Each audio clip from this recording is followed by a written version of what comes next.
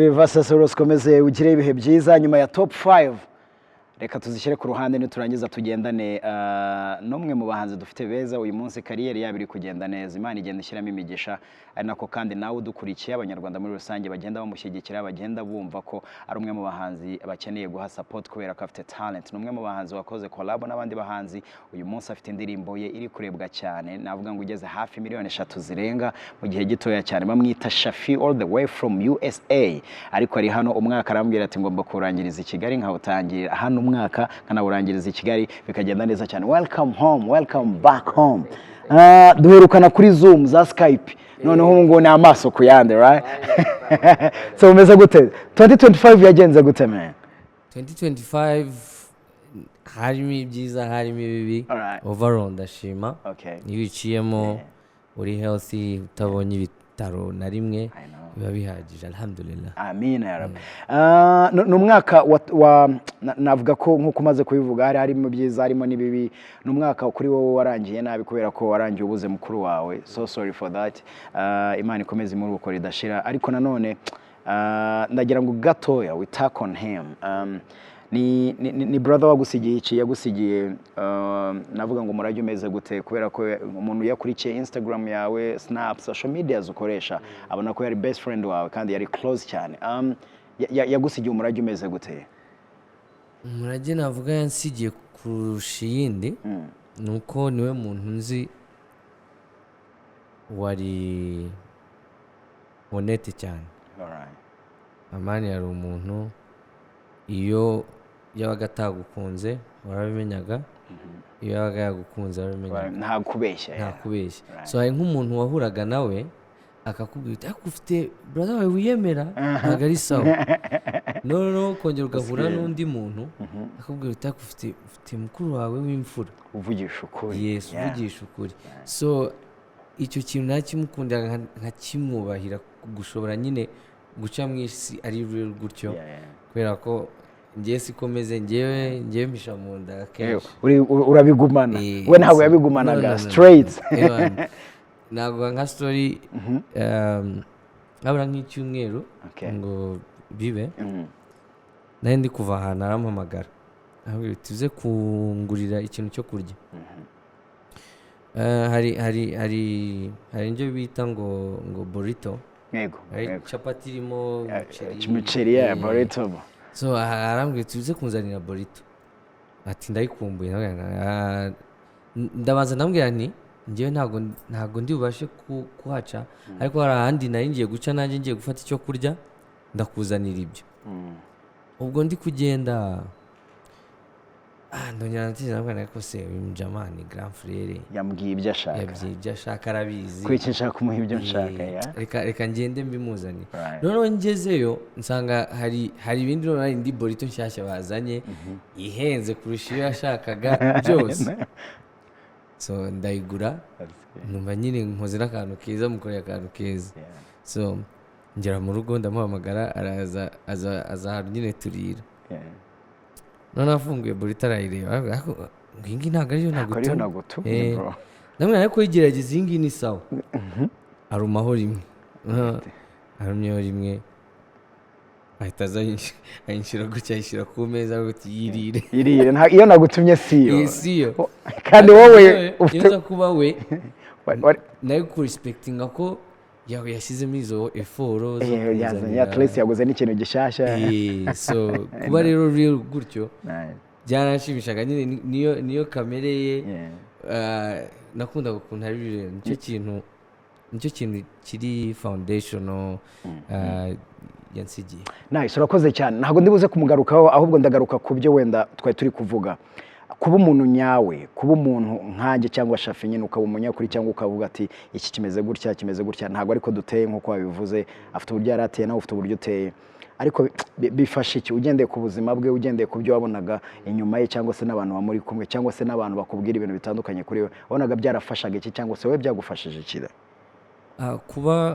kuba umuntu uri real bigufasha kugendana n'abantu bari real buriya n'Imana irabivuga mu idini ryacu umuntu wiyoberanya uri hagati ntabwo aba ari sawa kandi iyo ukunzwe na bose uba ufite ikibazo so kunaviga isi uba ugomba kugenda wattractinga nka magnetic abantu mugiye muhuza kandi ibyo biva mu kuba real.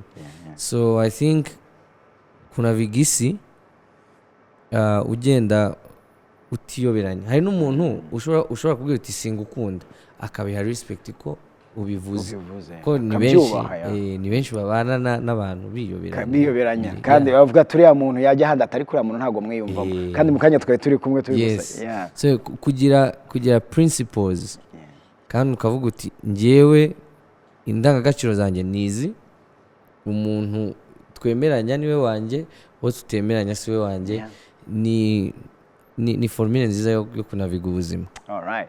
Urakoze cyane. So ubwo twari turi mu buzima busanzwe, reka tugaruke no mu buzima bwacu bw'umuziki ho gatoya na entertainment. 2025 ni experience meze gute muri kariyeri yawe? Ni cyizere kimeze gute kikwereka 2026 biri gomba kumera? Experience yo muri 2025 harimo kugerageza kwinshi mu buryo bwo gutrayinga gushaka izindi nzira nkoramo umuziki. Naguha nk'urugero, akenshi baravuga bati kudasohora indirimbo nyinshi.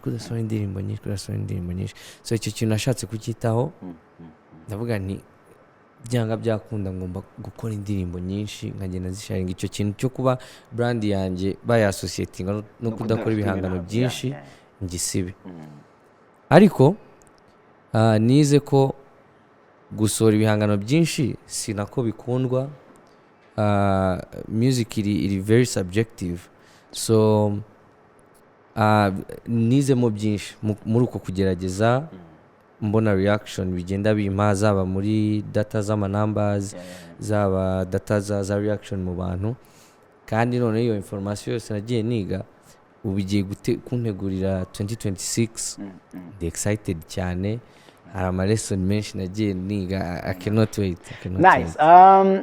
Nari ndi kuganira n'abantu benshi bari muri diaspora, bari hanze y'u Rwanda, bareba uburyo ukora n'ibihangano byawe n'uburyo bitegura, bakavuga ngo Shafi ashobora kuba afata umwanya uhagije mu bikorwa bye kandi afite n'undi mwanya uhagije mu kazi ke agomba gukora ka buri munsi. Ati ntabwo byoroshye, ati imbaraga ashyiramo turazibona kandi n'abantu barazibona wenda ku bihangano bye akora. Ubitwara gute bro iyo wicaye ukumva ko abantu bo muri diaspora barabizi gushyiramo imbaraga nyinshi kandi izo mbaraga biragaragara ko hari result runaka, ariko nanone hari n'ubundi buzima mubayemo hari ugomba gukora kugira ngo ubyuke uyu munsi uri muzima ukore ukomere? Ubyakira gute ubona ko nyine ni challenge imeze gute ariko nanone guha imbaraga zimeze gute? Icyambere nshimira Imana nuko yampaye discipline yo kubishobora. Icya kabiri nshimira Imana nuko on top of ya discipline no kuba mbishyiramo imbaraga birampira. Kuko hari benshi batazwi bashyiramo effort nyinshi nyinshi akubwiye story yawe wanarira, ariko n'imyaka maze ariko ntibice mu soko. Kuba mbikora ubwabyo ni umugisha. Kuba mbi balancinga, I think ahanini ni discipline yo kumenya kumanaginga time, ukavuga uti time ni ya family, time ni ya niyo muryango, ni y'akazi. Ikindi ari nacyo cy'ingenzi, nashoboye kubaka system inshoboza kubikora. Nge mu Rugano ntuye mfitemo studio ya music, mfitemo studio ya video, ninjye editingira video, nanakoreye bagenzi banjye videos, Maso ya Element, Nyanja. So mfite studio ya video, mfite studio ya music n'ama photoshoot ubona. Muri ninjye yikorera, mfite aga tripod n'ibiki, mfite remote control, cishamo gutya nkajya nko kuri studio nkaba nakora ntuza photoshoot, ariko akenshi bari ukwiba ubumenyi ndi bwongere mu yanjye. So nabashije ku building a system imfasha kutagira dependency y'abantu cyane, ku buryo anytime nkeneye ikintu tinashaka photoshoot, mfite event ndagenda mbyikorera. So kuba rero ntafite dependency nini, narabashije kuinvestisa mu kwiga ibintu bitandukanye, nicyo kintu kindi gikomeye kimfashije kugera hano. Nice. Urakoze kugaruka kuri iyo system.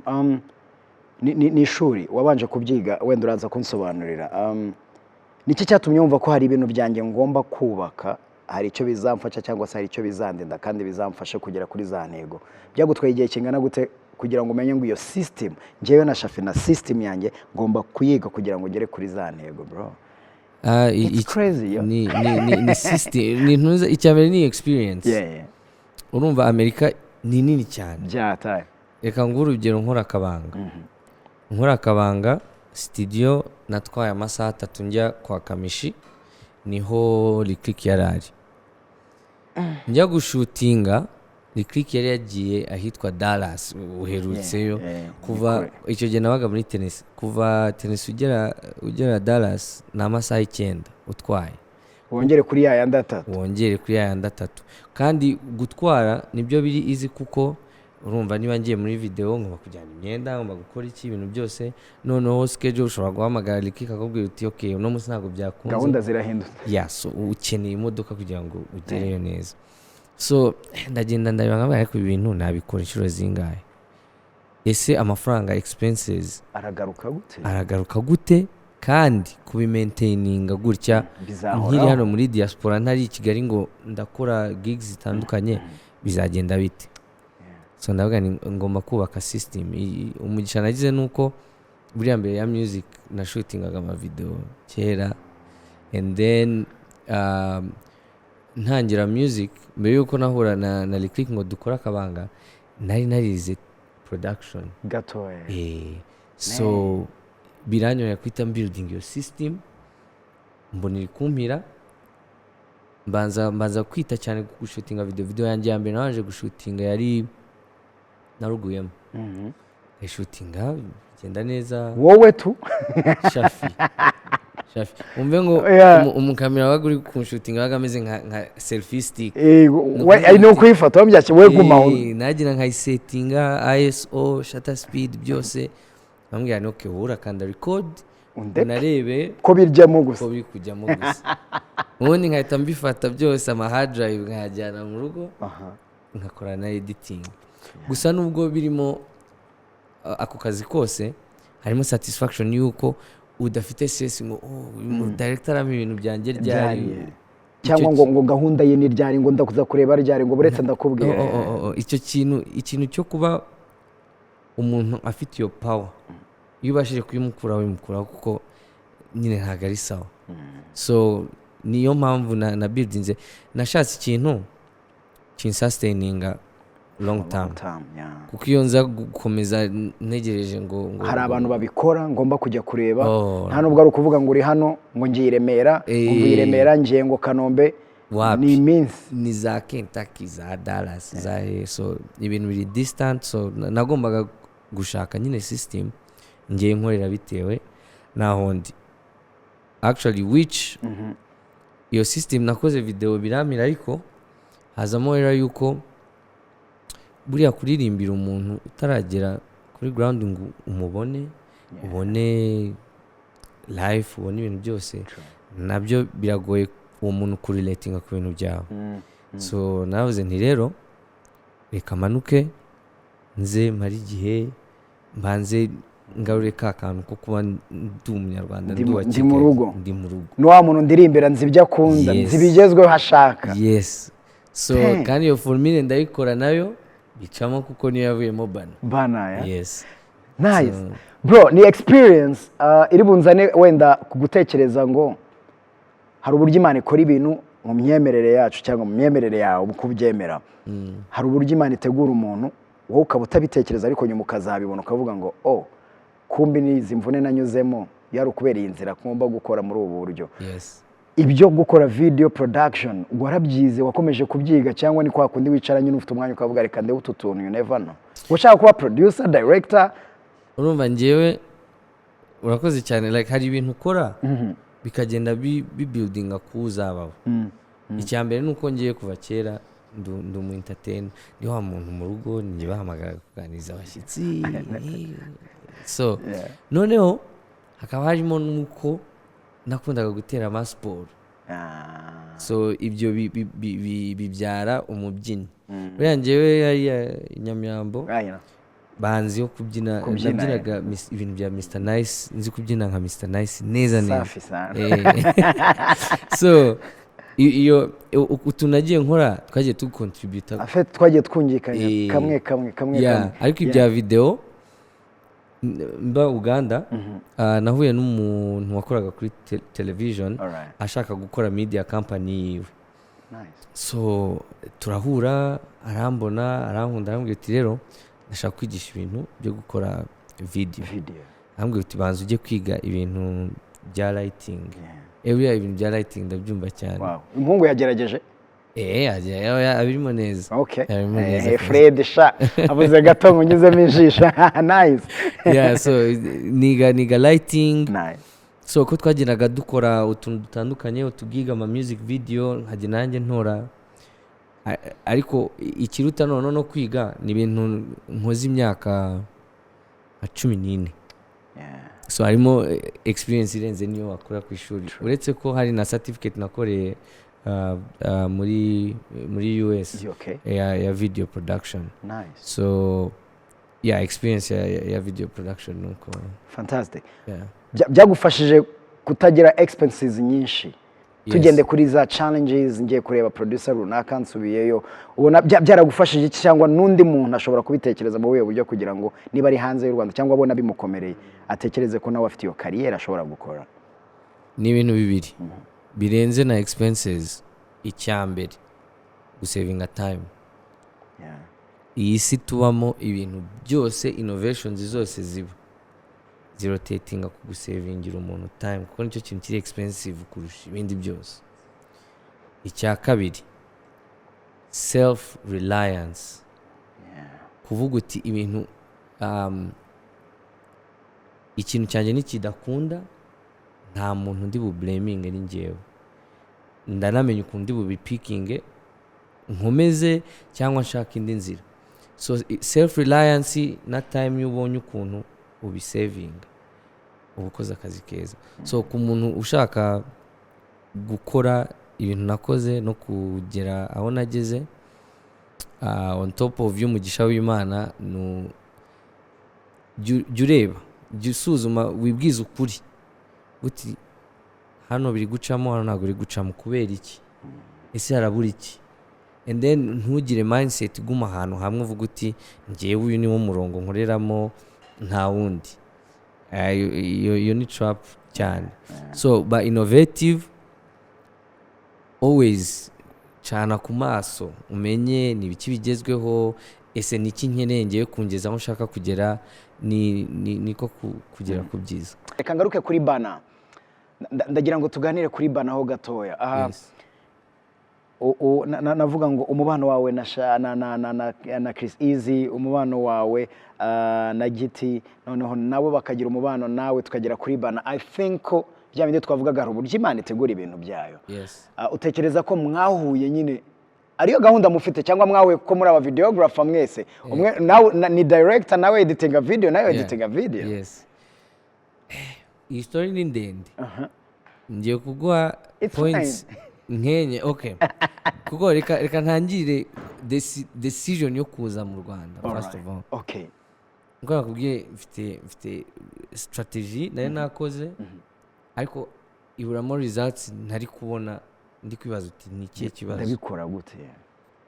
So haza imbogamizi yuko nari ndi gukorana n'aba producer ba hano, si Element gusa, ariko buriya ikibazo cyo kuba umuhanzi wo muri diaspora, I know, yakuyeho data ngo umubuze done. So bikadindiza akazi. So ndavuga ni no kukubeshya, ariko hano biroroshye easy cyane kugira ngo shafe ntugire ikibazo, urumva damu atakana ndi kugatunganya ejo nzakaguha done ukayitumubura. Noneho ubu ufite option ebyiri, uricara urakare urire cyangwa ushake solution. So nafashe solution, ndavuga ni kanze ku kibuga muri n'aba basore imizigo yanjye bayime. So icyo gihe mpura na Element, ariko mbere yo guhura na Element nabanje kuvugana na Chris. Christopher arambwira ati rero I think brand yawe imaze kugaragaramo indirimbo za Zuke z'urukundo, ariko hari side yawe abantu batazi bagomba ku experiencing. Tuzi kubyina, uri umuntu uri hype, uri entertainer, uri entertainer, so shaka indirimbo ibigaragaza yawe ba wowe yeah. So icyo gitekerezo ndavuga ni icyo gitekerezo ni sawa cyane. So tujya kwa Ele nawe tutaranamubwira icyo kintu dusanga nawe niko abitekereza. So nuko dutangira gukora Bana. Noneho twigejeje ahantu tumaze kubuildinga kabisa structure yayo, ndicara mbwira Christopher namwe ni rero njye mfite fanbase runaka kandi hari indi market ya fanbase nshaka kujyamo. Namwe ni brand yanjye ubu ngubu irimo ku bantu b'abasirimu, kazuke kaslow karaho bari mu rukundo. Yes, ariko kuri tele ntabwo mfite ya ndirimbo umuntu wese yishimira, abana, abakuru, uri Rubavu, Ruhengeri. Navuga ni ndashaka iyo fan base. Nuko Christopher arambwira ati I know a guy tunzi umuntu ati Chris izi ni sawa. Immediately tutaduhamagara easy duhamagara GT. So, bihwana nuko GT twahuye unfortunately Yanga yitabye Imana. So ndamwandikira amuha condolences. Icyo kintu I think aracyishimira kuko atacyexpecting, yarabizirikanye kuko ntabwo uri umuntu wabanye na Yanga cyane cyangwa GT akahita abona umwandikiye nka murumuna we uvuga ati pole sana. So icyo kintu I think yarakizirikanye, acyumva ko ari Shafi.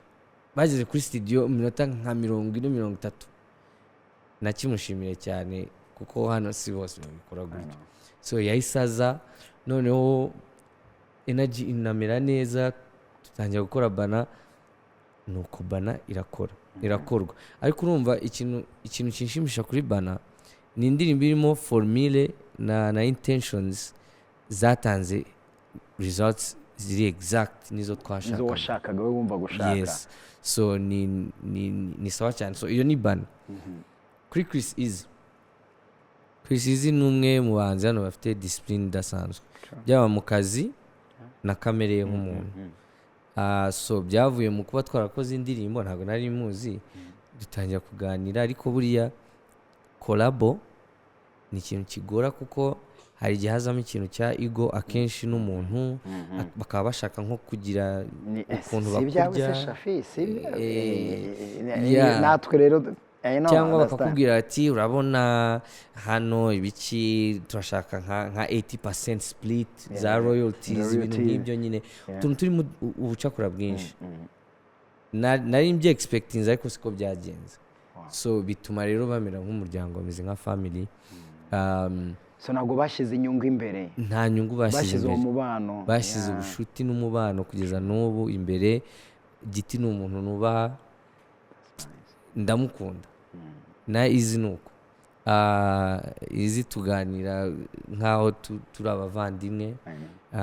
So babaye family. Ukunguka indirimbo yakoze amateka nkariya, ukunguka n'inshuti nziza nkabo, uwo mubano ukahoraho. Ni ugukubita inyoni ebyiri n'ibuye rimwe, akabuye kamwe kakita kice ebyiri zose. Nice, fantastic. Reka ngaruke kuri Christopher. Ni gake umuntu azumva indirimbo Christopher imyaka afite mu muziki, indirimbo arayumva akahita avuga ngo iyi ndirimbo ishobora gukundwa n'abantu benshi. Yes, ni gake uzasanga umuntu yikuraho ibintu byiza akabiha undi, akavuga ngo uriya niwe mbona bishoboka, njyewe reka mbe mbiretse, ndabizi ko byashoboka ariko no, it's okay. Kubona Christopher akubwiye ngo uyu Easy niwe mbona ushobora kujyamo hano kandi icyo twifuza tukakibona, ubona yarabitewe nuko yabonaga ari byo bikwiye atari we, cyangwa nuko hari impamvu wenda mu buryo mubanye nk'umushuti wawe avuga ati ariko ibi byaba byiza kurusha njyewe kurushaho? Umubano wanjye na Christopher turabavandimwe.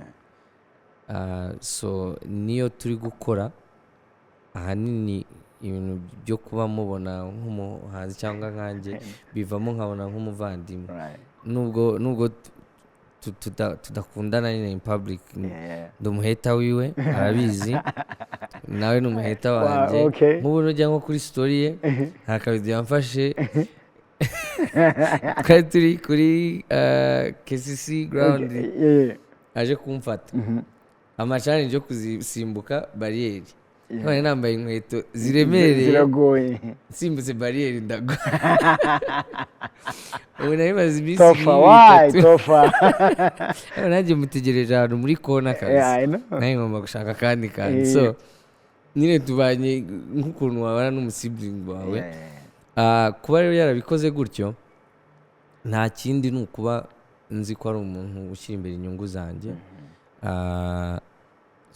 we yararebye abona indirimbo njye na Christopher dukwiye gukora sibano bitewe na brands na fan bases dufite ntago Christopher fitting iyo description nawe arabirekonesa arabibona yabona experience afite no kumenya umuziki bimwemereye kumenya ibikora n'ibidakora so namushimire kuba nubwo bikungora kumushimira public ntabwo ndi bumukire ariko kamve kumushimira reka dupfe kumushimira reka tumushimire so kuba yarabikoze gutyo kandi ni umuntu numvira ni umuntu opinion ye mpa respect bitewe no kuba nzi ko ari umuntu ufite intentions nziza and then on top of it afite experience na catalog imuha credibility yo kuba avuga ibintu bifite chance yo gukora iri high.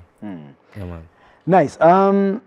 Urumwe mu bahanzi navuga ngo 2025 reka mvuge ngo yabaye successful kubera ko tugendeye kuri izo platform ushyiraho umuziki wawe streaming umuziki wawe ugenda ubibona niba turi kuvuga Serera iri hafi ya miliyoni 4 urabibona niba turi kuvuga Bana izo miliyoni ziri kwinjiramo turazibona twese kuri izo platform mu buryo bworoshye no kuri YouTube abantu barabibona hari izindi za Spotify hari izindi za Apple Music nyinshi cyane ubona wowe umwihariko wawe cyangwa se ubona icyatumye noneho ya system wubatse yarazanye result uri kugeraho uyu munsi yarazanye bantu bawe uri kubona uyu munsi ubona byaratewe n'iki ubona warashyizemo imbaraga hehe byatumye wenda biba successful kugeza aha ngaha icyambere ni Imana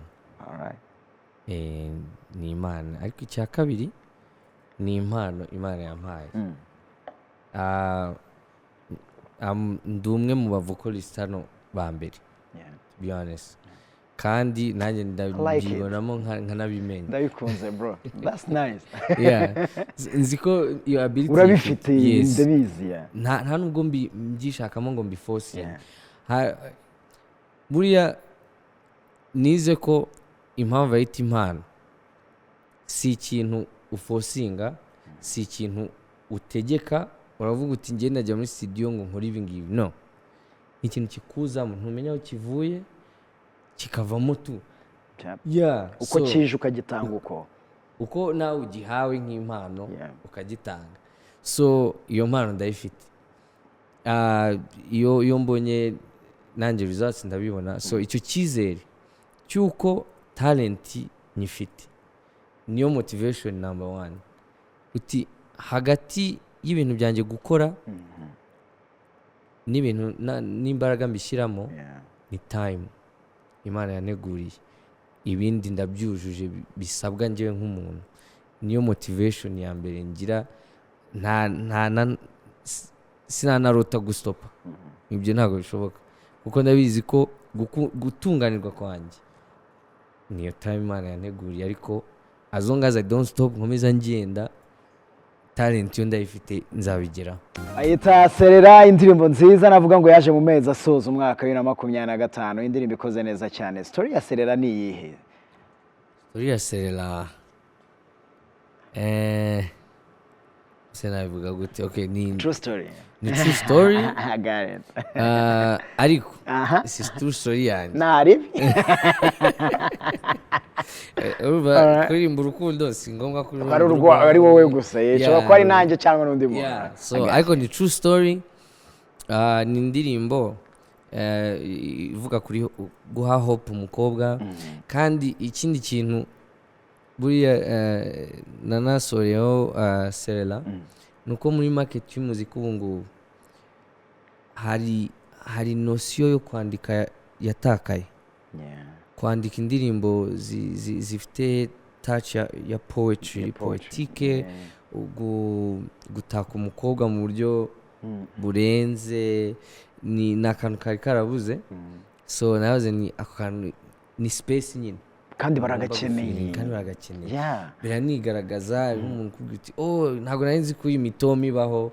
So kuzana ako kantu karimo na nostalgie. So byanshimishije ko nabikoze gutyo ende n'abantu bakabikunda. Utekereza ko ari indirimbo y'umwaka kuri wowe iyo urebye uburyo abantu bayikunze, uburyo na experience yayo kuri wowe n'uburyo wari wayitekerezaga, wenda ushobora kuvuga ati ni true story y'umuntu runaka, ariko nari nzi ko wenda ari uko ikora indirimbo kwa gusohora ibihangano, ariko ishobora kuba yaragutunguye mu buryo bumwe cyangwa ubundi? Kuntungura ntago to be honest yantunguye kuko nari mbizi ko ni indirimbo ngeneye market y'u Rwanda, nari mbizi ko ikenewe. So aho nta cyantunguye, ariko ni indirimbo y'umwaka for sure kuko amanambaza arivugira and nakunze ukuntu abantu bayikunze. I think nayo mpamvu naje nkahita nshaka no gukora performances, nuko nari nzi ko hari indirimbo ikiri muri circulation mfite, ngomba guhura n'abantu nkagira experience y'abantu kuririmbana nabo. Kuko nka Wave y'Akabanga nagiye nyimenyera online, Wave ya Zabana ntago nagize experience yo kurimbana n'abantu. So nahoze nti ubu ngubu gonje hari indirimbo ikiri muri circulation, ngomba iyo opportunity kuyikoresha nkarimbana n'abantu nyine nkagira niyo experience, iyo impact y'icyo gikorwa. Tugaruke kuri concert. Dufite Last Night waririmbyemo na Kevin Kade. Abantu barakwishimira, bashakaga kukureba. Ibyo byatumye ntekereza ngo bishobora kuba ari igikorwa cyiza wenda, cyangwa se ari image nziza kugumamo ugashaka no kujya no hanze y'umujyi wa Kigali, kuko naho bafite abantu bakunda ibihangano byawe. Ariko reka tuganire kuri iriya joro, nicyo wabonye mu bantu, nicyo wabonye imbere y'abantu kuri product zawe, ibikorwa byawe, indirimbo zawe for the first time. Reka mvuge ngo for the first time KCC abantu bakubona live. Icyambere iyo jacket nari nambaye nayiguze muri 2017 nkikora amakava kuri Instagram. Niha promise navuga ni stage ya mbere nzakandagiraho mu Rwanda iyi jacket nzayambara. So yari imaze igihe muri closet ahantu ibitse. So ibyo ubwabyo kuba naragize vision nk'iyo ngiyo nkanayigeraho, ubwabyo ni ibyishimo bidasanzwe. So number 2, nagize experience yo kubona impact y'ibikorwa byanjye n'ukuntu abantu, I think mbere yuko ngera kuri stage waririmbye Akabangaho gato, ntabwo nexpectinga ko abantu bari busubize nk'uko babikoze. Numva abantu bose baririmbye, mpita mba na excited kurushaho. Ngeze kuri stage barabyishimira, ndirimba Bana, nkabona reaction mu bantu, abantu barishima. Byahise nyine byongera kandi kantu muri motivation yo gukora ibi bintu. No gushaka kwishimana nabo. Ubu ndi muri talks n'aba promoter benshi bashobotse, n'abari kunyumva ubu ngubu bafite icyo bakora kugira ngo ngere kuri crowd runaka. I'm ready, I'm excited. Icyo kintu ndagishaka. Nice. Buriya birashimisha kubona abantu bakwishimiye, ariko nanone bikagusigira nanone challenge uvuga aba bantu ngiye kubabungabunga gute, ko Imana ibampaye aka kanya banyeretse ko mbafite, naza kubigenza gute kugira ngo ntababura. Byagusigiye challenge imeze gute bro? Akabanga, Serera, Bana, izo ndirimbo zose ubona abantu nyine ntago bahatiriza, uraririmba bakaririmbana nawe, ukaririmbana nabo. Bigusigira umukoro umeze gute? Buriya ikintu nize nk'umuhanzi, hari ahantu ugomba kumera gutya, byakunda bikazamuka, bitakunda bikamanuka ukahaguma. Icyo kiguha ground yuko udahindukana n'ibintu byawe uko biri kugenda. Icyo kintu I'm glad ko nakimenye kandi hakiri kare. I think nicyo kintu kimpa ground ntikimpe na pressure, kuko ibintu bya music ntabwo byuka uvuga uti ngiye gushaka hit iruta iyi ngiyi. No. Iyo ubikoze gutyo birakugora kandi nawe nk'umuhanzi ukibura. Ariko iyo umenye ngo bana nayikoze ntari gutekereza hit, nakoze ibintu bindimo nshaka indirimbo nziza, iyo mindset niyo ugomba kugumaho. Ntabwo ugomba noneho kuvuga uti bana yakoze ibi bintu birenze, noneho ubu ngubu ngomba gushaka bana, aho uribura. Ubwo uba ubaye umuntu ushaka bana, ntabwo uba ukibaye wowe. So I think kuba grounded ukagira level ugomba kugumaho regardless ya results z'indirimbo, nicyo kintu navuga back to your question kitama pressure cyangwa ngo numve nzi uwo ndiwe, ndi confident. Ikibura gusa ni ukubaha ibintu, noneho cyane ko as you said barankunda. Iyo abantu bagukunda n'ibintu utanga bakabirisivinga ni byiza. Nice. Alright. Nje ntekereza ko 2025 yagusigiye ishusho y'uwuriwe. 2026 nanone nkuko bivuze Imana nigufasha hari ishusho yindi ushaka kubona nanone kuri wowe, kuri gahunda zawe ugenderaho mu buryo bwawe, kuri wa mwihariko wawe no kuri kwa kwizera mu byo ukora no kuri ya Imana yaguhaye, usibye na wa mwanya Imana itegura igashyiramo nyine kugira ngo ibintu bigende. Ni shafu zabo umeze gute na 2025? Ni shafu wifuza kuba ameze gute? Ni shafu wifuza kubana n'abakunzi be n'abakurikira ibikorwa bye mu buhe buryo? Ubu nge intego mfite muri 2026, icya mbere ni ugukora cyane. Icya kabiri ndashaka ko noneho mba muri circulation hano, mbe hafi y'abantu cyane kenshi gashoboka, haba mu bikorwa byo gusohora indirimbo, media no guperforminga. Ndashaka kabisa kurenga iyo foundation neza mbe mu ba top artists bakora neza, then bina iyo foundation intame noneho kugenda noneho nshaka markets zitandukanye. I believe ko mbere yo gushaka guflyinga cyane ugomba kubuildinga foundation nziza, fan base. Hamwe utegura igitaramo ukabona abantu bitari kugira hit no kugira fan base biratandukanye. So nshaka kurenga iyo foundation nziza ya fan base imeze neza, and then noneho akaba ariyo ngenderaho ngenda noneho nagura ibihangano byanjye mu bindi bihugu. So in short nukurenga foundation ikomeye ya fan base hano. Brand yanjye ikaba ihari, haba in person performance n'ibiki byose, then noneho birenga foundation yo kugenda no nkora ibindi hanze y'igihugu. Urakoze cyane. Ibi ngiye kubikubaza kugira ngo bishobora kudukosora twebwe turi hano, cyangwa bishobora no kutwunganira twebwe turi hano, kuko ngiye kubikubaza nk'umuntu bahanze y'igihugu. Ariko ndabikubaza nk'umuntu noneho unaza hano akabona umuziki uburyo ukorwa, akajya na hari akaba afiteho izo nosiyo zo muri diaspora. Ni iki twitiranya ku bahanzi bo muri diaspora? Ni iki rimwe na rimwe tujya twibeshya ku bahanzi bakorera hariya, ugasanga tubabaza cyangwa se tubasaba ibintu byinshi, cyangwa twababwira ibintu byinshi nabo bafite ibindi byinshi mu mitwe yabo? Ni ibiki tujya twibeshya hano, haba ari muri media cyangwa se na audience babafana turi kuvuga? Ikintu cya mbere abantu I think batazi ni struggle zo kuba uri umuhanzi wo muri diaspora. In general bazi ko ibintu byose ubibona mu buryo bworoshye. Suri hanze mufite amajaride y'amafaranga hanze genda usoroma. So kandi ikindi kintu noneho kiruta byose ngewe kinama challenge, iyo bakubona nk'umu diaspora biragoye cyane abantu kuba genuine.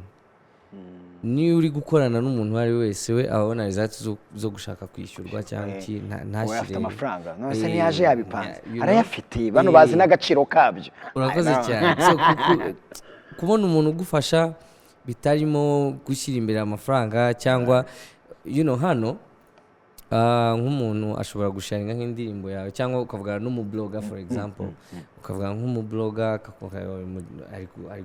ari gushaguringa ni umuhanzi uri kuzamuka biroroha cyane kumufasha uwo muntu ariko iyo uri umu diaspora bahita babona amafaranga naba amafaranga noneho ukanasanga n'amafaranga baguca ni menshi kuruta n'ayo baca abahanzi basanzwe so iyo struggle yo kuba hari ishusho y'uko nyine wowe umukiri udasanzwe hanze warabiteguye urayafite niko ka mistake cyangwa ngo ntago strugglinga ubona aba producer mu buryo bworoshye ni ibibazo niyo mpamvu I mean abahanzi bazi bangaye muri diaspora nyine bakora ibintu kuri standard yanjye ni bake kubera ko bisaba imbaraga zidasanzwe kuko bya bindi bavugaga wamaze kubaka iyo strategy yuko nyine ngewe ntabwo ndi buze gusaba producer ngo nkorere iki direct uraza kwiyaranja ubishyire wenda usaba akantu ka final touch gusa harimo kwiyaranja kwinshi urakoze cyane kwiyaranja kwinshi n'ikindi kintu ari nacyo kinini patience kwihangana kudasanzwe ukavuga uti umuproducer amaze ibyumweru birambitse kandi akazi nawe mwishyuye ibintu byose kugira iyo patience yo kudashyira imbere umujinya ngo umubwire nabi cyangwa umubwire uti ndivumbuye subiza yanjye ubundi cyangwa ukajya nko kuri social media ukaba wamubwira nabi ibyo byose biroroshye kubyakitinga muri emotion ariko ukagira iyo patience yo kuvuga uti okay biri mu nyungu zanjye kwihangana I think nicyo kintu kindi gikomeye level yabyo abantu batazi especially ku muhanzi wo mu diaspora wigeze wiheba ushaka kubivamo bitewe nyine n'izo challenges twavugaga izo mbogamizi navuganye na producer director twavuganye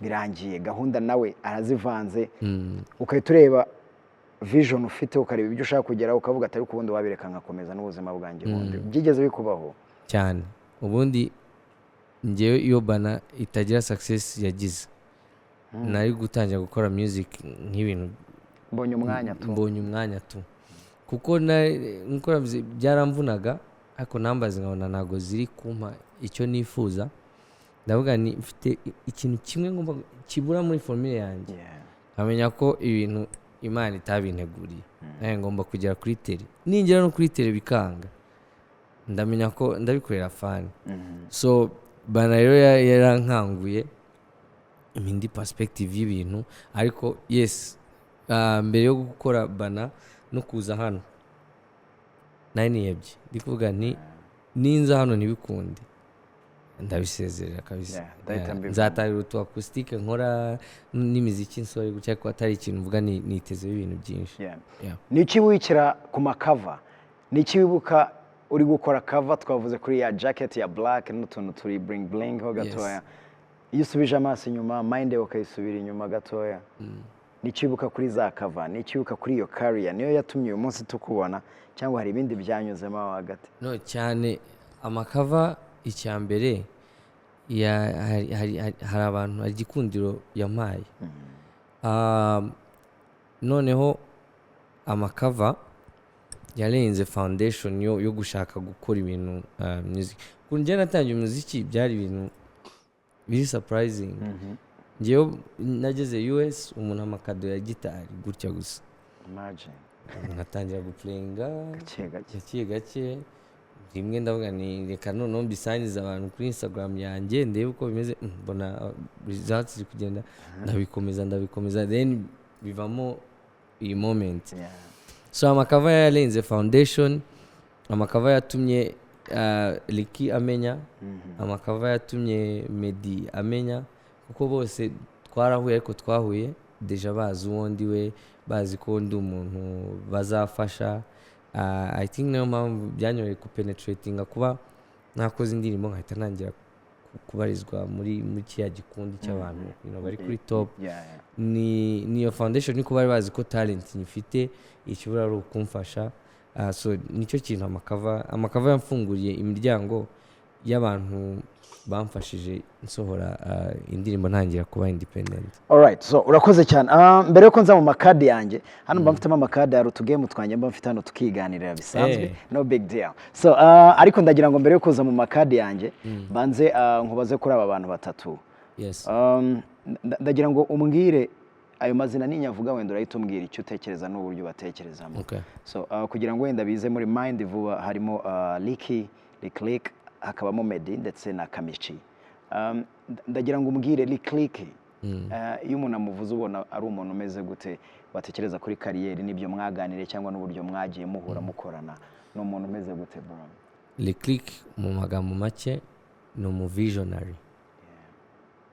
Lick ni umuntu ureba 5 years ahead all the time.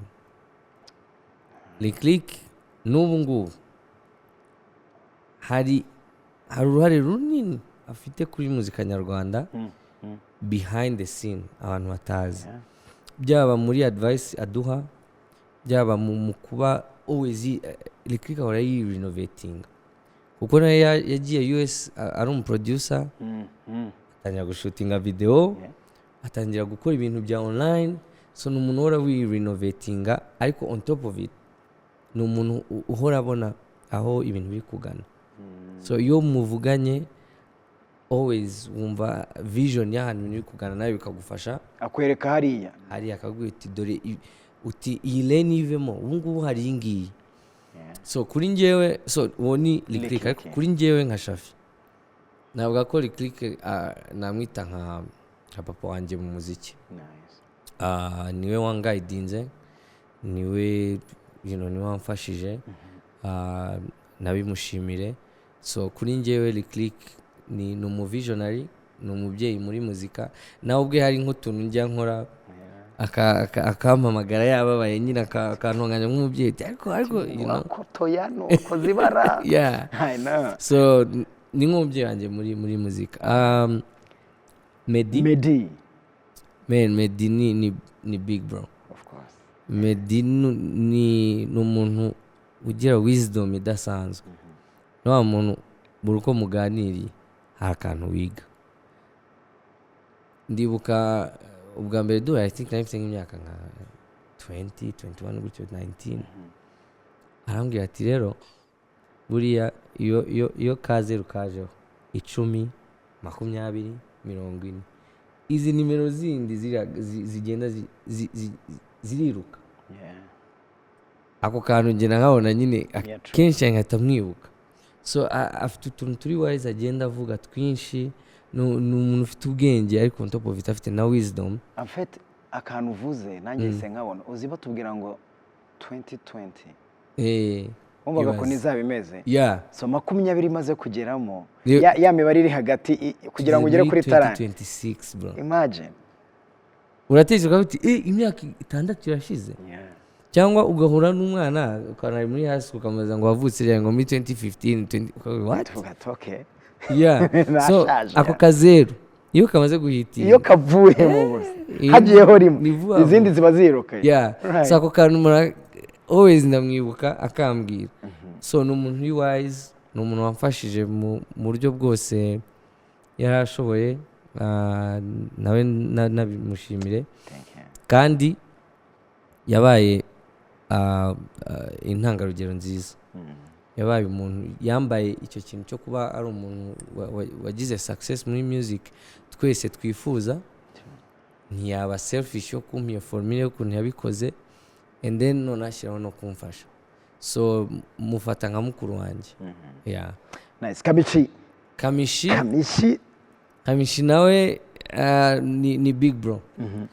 Kamichi njya kuri recording akabangana ka recording yiwe. Hari n'ibintu byinshi nagiye yamfashije kwandikamo, ariko na n'ubu I remember yigeze gukora post mbere yuko nasohora n'indirimbo, ahubwo uyu nguyu ni umwe muhanzi nzi mfite icyizere ko azaba top at some point. So kuva yambona he's always believed in me. So mufatanye nk'umuntu nk'umu big bro wamfashije, nabimushimire. so ni family. Nice. Family nziza, shout out to Medin ndetse na Likiliki ndetse na Kamichi, mfite cards zanjye hano nkuko uri kuzibona. Urakuramiza ushaka ebyiri tu, imibare itandukanye tu, Imana ifasha ufata imibare myinshi. Ahanga se cyangwa se na ni bishaka Nahanga. Nga. Okay, nice. Okay, nyereka ni kangahe? 5-3. Yeah. Dutangiriye hehe aho ushaka? Tangiye kuri hii 3. 3. Okay, gumana 5. 3. Iyi 3 ndagira ngo take your time. Ndakomeza kuvuga kugira ngo ikibazo ngiye kukubaza uze nyine Imana igufashe nuze kuvuga ngo hari ikintu nibagiwe, nukibagirwa uze kumbwira ati nta kibagiwe, ukivuge it's fine. Yes. Ngiye kubikubaza nk'umuntu uba hanze y'u Rwanda. Ndabikubaza nk'umuntu utembera hirya no hino ku isi. Ndabikubaza nk'umuntu uva aho ngaho hanze turi kuvuga akagaruka hano mu Rwanda agakora umuziki we akagenda agakora n'akandi kazi ke. Ndagira ngo ufate umwanya nurangiza umbwire ibintu wowe bitatu biza muri wowe twagakwiye no guha agaciro ndetse no kuzirikana mu mitwe yacu ku muntu ngiye kuvuga. Umukuru w'igihugu His Excellency PK. Iyo mvuze umukuru w'igihugu Paul Kagame, niki kiza muri mind yawe? Niki gituma wowe wishimira kuba umunyarwanda aho ujya aho uva ukagenda uzenguruka? Ndagira ngo take your time nurangiza umbwire ibintu bitatu umuntu akubwiye ngo His Excellency PK, muvuge mu buryo butatu, mu buryo bwawe ushaka. Okay, ndagenda mbi processing mbivuga. It's fine. Then mbone na summary bivuga. Yeah. Icyambere navuga ni pride na patriotism yadushizemo no kuba an exemplary leader, not only mu Rwanda, not only muri Africa, ku isi yose. Iyo ugiye muri ma comments ahantu hose hari post ya His Excellency, umuntu utari umunyarwanda avuga ikintu kimwe: I wish we had a leader like your president. So pride no guha twebwe abakomoka hano patriotism yo gukunda igihugu, nicyo kintu cya mbere. Icya kabiri njyewe anyinspiraho ni principles. Ni umuntu exemplary ku kintu cyitwa principles, byaba muri leadership. Ubonye ukuntu njye neza amahirwe yo gutembera, ubonye ukuntu ibintu biba bijagaraye ukibaza leadership ukuntu imeze, ukabona ukuntu hano ibintu biri ku murongo. No, on top of it, how managing gukora development iruta imyaka tumaze tuyikora inshuro 800, ukongeraho no kuba afata umwanya akumva abaturage. Sometimes njya mbona nko kuri YouTube yakoze inama personally akabaza umulida akamuholding accountable, ukavuga uti wow. So pride na patriotism, exemplary leadership. Icya gatatu, umuntu witwa Masai Ujiri, nigeze kumva speech yiwe atangiye kuvuga His Excellency ararira, ariko icyamurijije ni ukuba ubuse nabyita gute, kuba umulida wacu adasanzwe. Ahubwo uti I've learned so much. Uyu ni umuntu uba ni umulida, ni umuntu ukomeye. Ahubwo uti yize ibintu byinshi, uti iyo nganiye na his excellence we talk 20 years ahead, 20 not 5 not imyaka 20 iri imbere. So bivuze ko ni umuntu ufite notion yo guprofesizing ikintu, noneho na ya leadership iri exemplary ikatugezayo.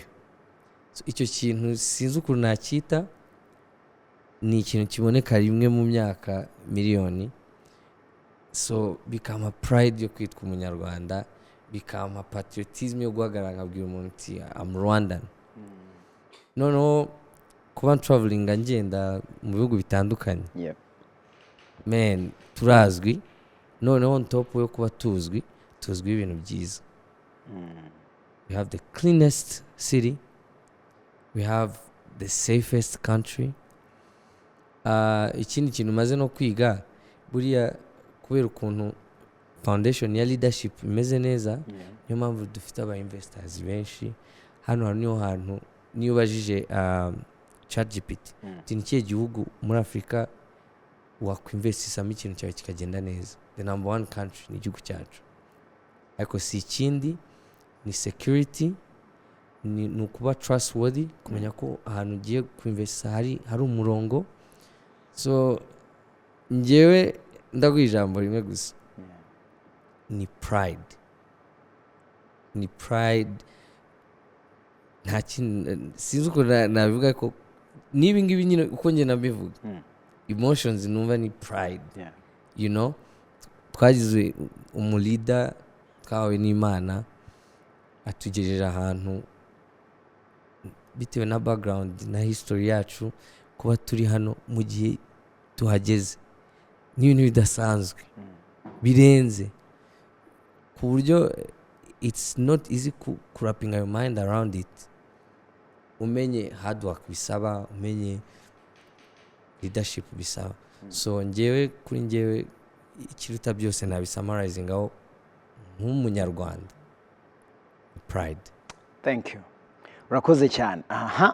So iyi gatatu igiye ku ruhande, mpereza gatanu. Alright, so iyi gatanu ngiye kuyizana mu buzima busanzwe, mu buzima bwacu, ariko nyizane muri technology dufite uyu munsi. Imana ishimwe ko dufite igihugu dufite internet nziza. Uyu munsi twese turi kugerageza kuba kuri network, social media, imbuga nkoranyambaga. Ariko nk'umuntu ndagira ngo ntago sinzi ko bishoboka, ariko wenda birashoboka, ariko ndabikwaza nk'umuntu bibayeho. Ndagira ngo umbwire ibintu 5 wahindura ku mbuga nkoranyambaga, kuri social media, cyangwa ibintu 5 wanga uhawe ayo mahirwe. Wavuga ati kino delete. Ibintu 5 uvuga ati ngewe nka Shafi, izi mbuga tujyaho bagize amahirwe bakambaza ati voting and bitore, ndabihindura, ndafata kimwe nyikureho 2 3 4 5. Yo iki kibazo kiri unique. Ibintu 5 nakora kuri social media. Icyambere nakora kuri social media, I mean I think it's more of kucyongera than kukigabanya. Ariko censorship, censorship, I think ubu ngubu ahantu tugeze, technology ifite statistics zihagije kuba bakora analyse bakamenya umuconsumer uri gukonsuma social media imyaka afite.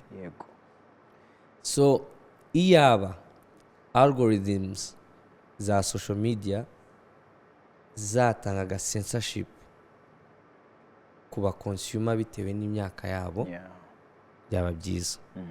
So nakuraho kwanza abana bari munsi y'imyaka 18, ibyo nicyo cyambere. Icya kabiri,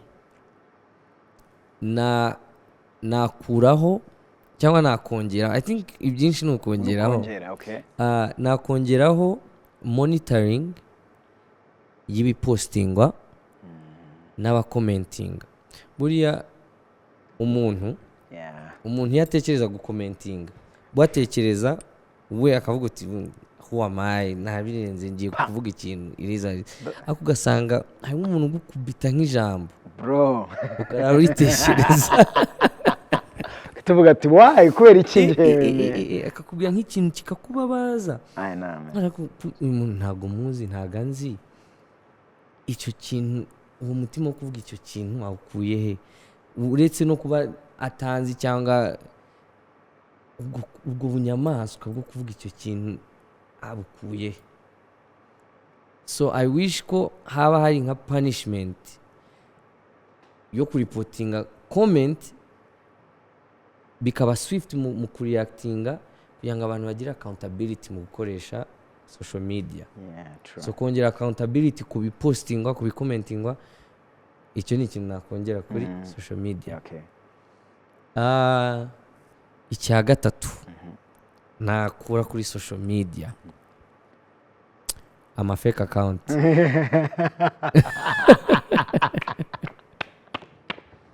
Fake accounts bro. Fake account. Mwega mbwiza ukuri. Umuntu yiyita ngo hepfo y'umuhanda kaza kahuranya. Ari akabimu nabonye. Okay. Bavuga ngo urabizi ko iyo umuntu umufite muri contact agakora social media nshyashya barikubwira. Ukabona umuntu yitwa Damour muri phone ariko agiye kuri social media ariko ngo Jari w'amahoro. I got you. So kandi I mean njyewe nize data analytics.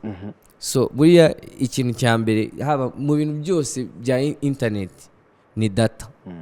So urebye how long the internet has been functioning bafite data nyinshi zishoboka sana. So bafite data zihagije gukora ibintu byose ndi gutekereza nta doubt mfite. So bafite data zihagije zo kumenya uyu muntu iyi ni fake account iyi ni real account bakabigabanya ibyo muri benefit yacu bitanga ikintu cya mental health. Depression hano iri hanze it's really big kandi iyi depression iterwa no gukonsuminga social media. So abantu no gutukana abantu kuvuga nabi confidence bayikura mu kuba wa creating a fake account. So nakuraho fake account. Tugeze kuri 4. Number 4 nakuraho ibingibi deja biriho comments na likes bikaba more personal than public kuko hari ukuntu ubu ngubu hari obsession ya numbers n'ama comments ku buryo n'abantu b'abanyabwenge babicapitalizingaho abantu bagura views abantu bagura comments abantu bagura likes ugasanga agaciro kawe nk'umuntu uri kugashyira ku byo uri kubona kuri social media uti hey ifoto yabonye likes 20 I guess ntago abantu bankunda cyangwa ndasa nabi. Ibintu by'ama numbers byongereye insecurity mu bantu no kutaba grounded yabo bariwe like perception yawe cyangwa value yawe wirebera ku byo bavuze kuri likes ubonye kandi social media na reality biratandukanye cyane. So ibyo nabyo nabisi comments likes ugaha choice umuntu w'ibyo agenera abantu ariko bikaba personal more than public. Lastly kirasaba kwitonda ikintu nakora kuri social media cyanyuma me ikintu nakora kuri social